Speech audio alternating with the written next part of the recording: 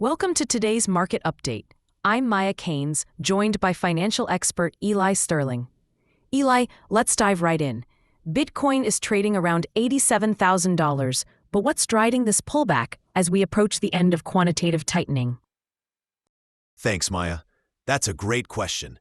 Historically, as we saw in 2019, Bitcoin doesn't always rally when QT ends. In fact, it often dips first. Right now, the Fed's balance sheet dynamics are more nuanced. QE only significantly impacts markets when it's responding to panic, not just routine transitions. Let's look at the technical picture. We're analyzing Bitcoin Tether on a daily chart using the buy-hold-sell strategy. What do the indicators tell us about the trend and potential entry points? Absolutely. The buy-hold-sell indicator shows a consistent bearish trend, with both V1 and V2 moving averages declining. The relative strength index is in oversold territory around 32.81, and the moving average convergence-divergence histogram is contracting, signaling weakening momentum. This suggests caution. We're not seeing a clear reversal yet. Switching gears to equities, NVIDIA is under pressure on the 4-hour chart. Can you walk us through what the smart trend indicator is telling us about near-term direction? Sure thing.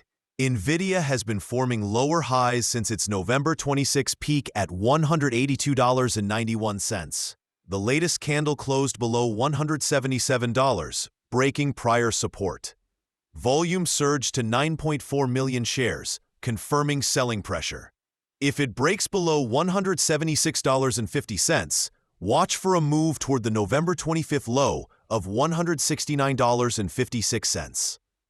On the global front, China's private manufacturing PMI contracted for the first time in 4 months. How might this ripple through commodity markets, particularly metals? China's slowdown fears are weighing heavily on risk assets. However, copper futures in Shanghai hit record highs, indicating strong industrial demand despite real estate concerns. This mixed signal reflects investor uncertainty, safe haven flows versus raw material needs. Let's circle back to crypto briefly. Ripple Tether is showing a bearish trend using the zero-lag trend signal. What should traders watching this pair focus on? The zero-lag moving average indicator confirms the downtrend, with price consistently below the moving average. The relative strength index is nearing oversold levels at 38.60, but no bullish divergence yet. Volatility is low, which often precedes a breakout, so tighter stops are wise here. And finally, what should investors be watching heading into tomorrow's session? Keep an eye on Bitcoin's reaction to the $86,000 level, a key psychological support. For stocks, watch whether NVIDIA holds above $176 or breaks down further.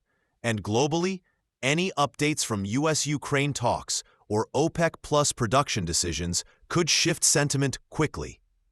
Thank you, Eli. That's all for today's update. Stay tuned for our evening wrap-up, and remember, diversification and disciplined risk management remain your best tools in volatile markets.